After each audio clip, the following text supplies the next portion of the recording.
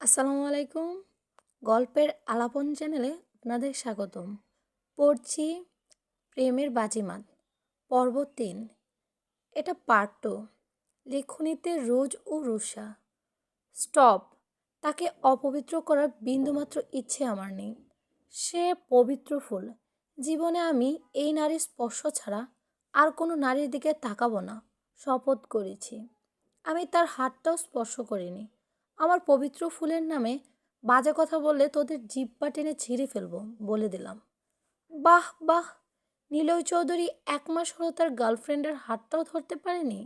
কি ব্যাপার, ফিলিংস কি কমে গেল নাকি? নাবানের কথায় অধীর আর সৃজন হেসে মজা নেয়। ওদের বিদ্রুপাত্ম হাসি দিয়ে বলে, ভাই নিলয়, কলকাতা হারবার লাগবে বলিস, আমি স্পন্সর করবো নি। এবার নিলয়ের গা জ্বলে যায় যেন। সেও ঠাট্টা সুরে বলে, তোদের মতো নাকি যে মেয়ে মানুষ দেখিয়ে ফিলিংস আসবে না? আমার তো মনে হয় তোদের 72 লাখ নেই। শূন্যতে খাতনার সময় মনে হয় বেশি কাটিং হয়েছে, তাই না? এবার অট্ট হাসিতে দুই দলের ছেলেরা হেসে ফেলে। নাবানের ভয়ে তার দলের ছেলেরা মুখ টিপে হাসে। নাবান এবার নিলয়ের কানে কানে গিয়ে বলে, ফিলিংস আছে কি না তাহলে দেখাতেই হয়। তা তোর সো কল গার্লফ্রেন্ডকে দিয়ে শুরু করবো নাকি? নিলয় যেন এবার হিংস্র হয় বেশ। নাভানের শার্টের কলার ধরে দাঁতে দাঁত পিষে বলে ওঠে, একদম ওর ধারে কাছে যাবে না। আটকে রাখ দেখি। অধীর বলে ওঠে, দেখ নাবান, এটা রুলস এর মধ্যে পড়ে না। স্যারদের ডিসিশনই তুই আমার উপর কেন চাপাচ্ছিস? আমি কি দুধ ভাত খাই নাকি যে তোর চাল আমি বুঝি না? তুই মেয়েটাকে উস্কে দিয়েছিস, তা না হলে এমন কেউ নেই এই নির্বাচনে দাঁড়াবে। আর আমার নামের বদনাম রটাচ্ছিস ওই মেয়েকে দিয়ে, যাতে আমি সবার চোখে খারাপ হই। আর ওই মেয়ের সাহস হয় কি করে আমাকে জড়িয়ে ধরার? নিলয় যেন কথা খুঁজে পেল না। জড়িয়ে ধরা, এটা যে তার পছন্দ হয়নি। যে মেয়েকে 1 মাসে হাতটা ধরতে পারেনি আর অধীরের সাথে এক দেখাতেই জড়িয়ে ধরে ফেলেছে। নীলয় তাও বলে ওঠে, দেখ, আমার পছন্দের মানুষ বলে বলছি না। মেয়েটা সব দিক থেকে পারফেক্ট, রেজাল্ট, দক্ষতা, তাই স্যারদের পছন্দ হয়েছে। আমি জাস্ট সাথে ছিলাম, তাই বলে তুই আমার দোষ দিতে পারিস না। আর হেরাকে বাজে কথা বলতে পারিস না। ওদের এবার বলে ওঠে, টাকা খাইয়ে মেয়েটাকে রাজি করিয়ে এখন সাধু সাজতে চাইছিস? নিলয় অবাক কণ্ঠে বলে, তোর ফালতু কথা অনেক শুনেছি। আমার হেরা ফুলকে নিয়ে একটা বাজে কথা বলবি না। বলবো। কি করবি তুই শুনে? নাবান রাগী গলায় বলে ওঠে। নিলয় চোখ দিয়ে যেন খুন করে ফেলেছে নাবানকে। দুই সুদর্শন পুরুষকে ভয়াবহ লাগছে এখন। মনে হচ্ছে নীরব যুদ্ধ চলছে তাদের মধ্যে। তুই আমাদের মাঝে হেরাকে টানবি না বলে দিলাম। তোর হেরা না ফেরা, তাকে তুই জড়িয়েছিস। এখন কিচ্ছু করার নেই। বাকি দ্বন্দ্ব তার সাথে হবে। তুই ভুল করছিস নাবান, নিলয় রাগী গলায় বলে। ওকে, তোর যেহেতু ভালোবাসার মানুষ, তাই তোকে একটা সুযোগ দেই। চল, একটা বাইক রেস খেলি। তুই জিতলে আমি তোর গার্লফ্রেন্ডের থেকে দূরে সরে যাব। তাকে নিয়ে কোনো আলোচনা করব না। নির্বাচন থেকেও সরে যাব। আর আমি জিতলে আমার যা ইচ্ছা তাই করব। তুই কিচ্ছু করতে ও বলতে পারবি না। ঘটনাটা আবার পুনরাবৃত্তি করিস না নাবান, পাশ থেকে সৃজন বলে ওঠে।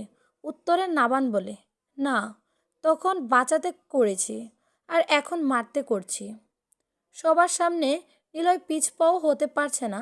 অগত্যা রাজি হতে হয় তাকে। ওদের একটা স্ট্যাম্প সামনে রেখে বলে, নে মামা, সই কর।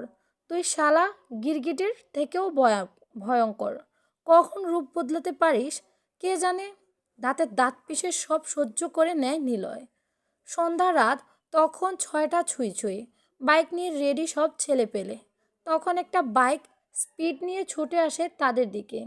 সবাই ভড়কে যায়। মনে হচ্ছে এই উপরে দিয়ে উঠেই দিবে আর সবাই টিকিট কাটা হয়ে যাবে, কিন্তু তা হলো না।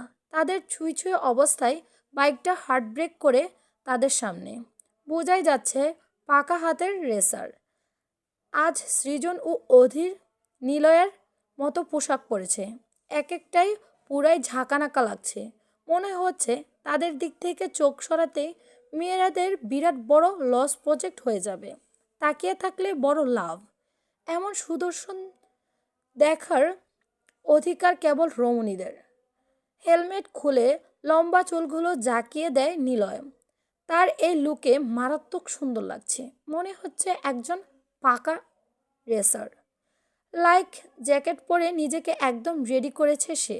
এই রেসের সময় অনেকেই উপস্থিত থাকে, কিন্তু হায়, যার জন্য এত আয়োজন, যাকে নিয়ে এই দ্বন্দ্ব, সে কিচ্ছুই জানে না। নাবান তো গত বছর নির্বাচন থেকে এসব দায়িত্ব থেকে বের হতে চেয়েছিল, কিন্তু তার মায়ের কারণে, কমিটির কারণে তাকে থাকতে বাধ্য হয়ে থাকতে হয়েছে এই বেড়াজালে। সে তো এই দায়িত্ব চায় না, যে দায়িত্বে থাকা অবস্থায় কারো ভুল দেখলে সমাধান খুঁজে বের করতে হয়, সামনাসামনি কিছু করতে পারে না। সে তো চায় যারা অপরাধ করবে তাদের জনসম্মুখে এনে বেদম ক্যালারি দিতে, যাতে একজনকে দেখে 10 জনের শিক্ষা হয়। তার এমনই যে নাম খ্যাতি রয়েছে তাতেই হবে। নির্বাচনে দাঁড়াতে হবে না, আর না বিপি পদে। ঢাকা শহরে তার সামনে দাঁড়িয়ে কথা বলা তো দূরের আড়ালে, ও কিছু করতে পারবে না। কেউ এমন ক্ষমতা বানিয়েছে শেহতাজ খান নাবান নিজের নামের ওপর। ছেলেদের কেউ না দাঁড়ালে বা কোনো পক্ষ না থাকলে তা যেন একজন ব্রিলিয়ান্ট স্টুডেন্টের কাছে চলে যাবে সেই দায়িত্ব। মূলত কর্তৃপক্ষ দেখতে চাচ্ছে মেয়েদের সুযোগ দিয়েছে, তাদের পিছে রাখতে চান না। ছেলেদের মতো তারাও পরিচালনা করবে, এই প্রশিক্ষণ দিবে কর্তৃপক্ষ। আর নিলয় প্রতিপক্ষ দল থেকে সরে আসায় নির্বাচনটি হবে না, তার দল থেকে কেউ দাঁড়াবে না। আর নিয়ম অনুযায়ী নাবানকেও সরতে হচ্ছে। শেহতাজ খান নাবান সরে আসতো, কিন্তু সে শুনেছে মেয়েটিকে টাকা দেওয়া হয়েছে নিলয়ের হয়ে কাজ করতে। তখনই তার মেজাজ খারাপ হয়ে গেছে। অবশ্য এ কথাটা নিলয়ের এক্স বলেছে নাবানকে, তার একটা ভিডিও দিয়েছে। বেশ, হয়ে গেল গোলেমালে গন্ডগোল।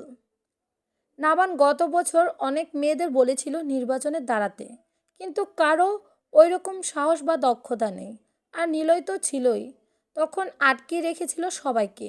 নিলয় নাবানের কাছে বলেছিল তার কাছে ক্ষমতা দিতে, কিন্তু নাবান জানে নিলয় এর ক্যারেক্টার কেমন, কেমন বাদ এসব নিয়ে তাদের মধ্যে দ্বন্দ্ব হয়েছে। নিলয় বুঝে গেছে সে এবার জিততে পারবে না। আর হেরা তো এখন তার হাতের মুঠোয়। হেরা জিতা মানে সে জিতা। 80% ডিসকাউন্টে তাও সে দিয়েছে। নাবান এমনিতে মেয়ে জাতির দ্বন্দ্বে জড়ায় না কোনো এক কারণে, কিন্তু না, এ মেয়ে এ মেয়েকে সে শিক্ষা দিবে।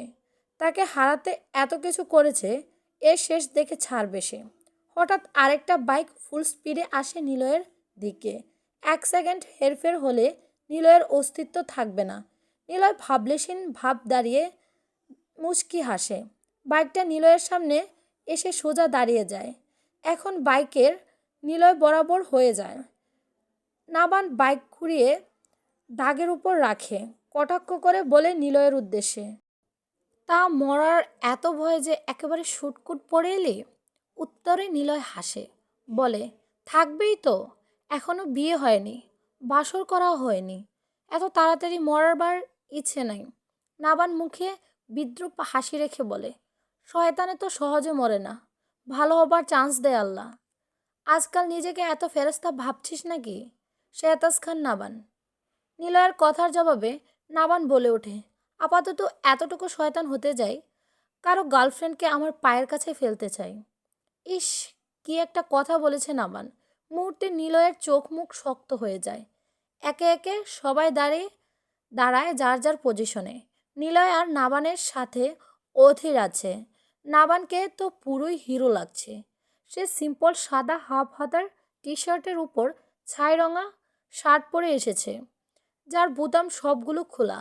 ভেতরে টি শার্টটা দেখা যাচ্ছে সম্পূর্ণ, যা আরও সুন্দর দেখতে লাগছে। হেলমেট পরে গিয়ার উঠাতেই ধোঁয়া উঠে চারিদিকে।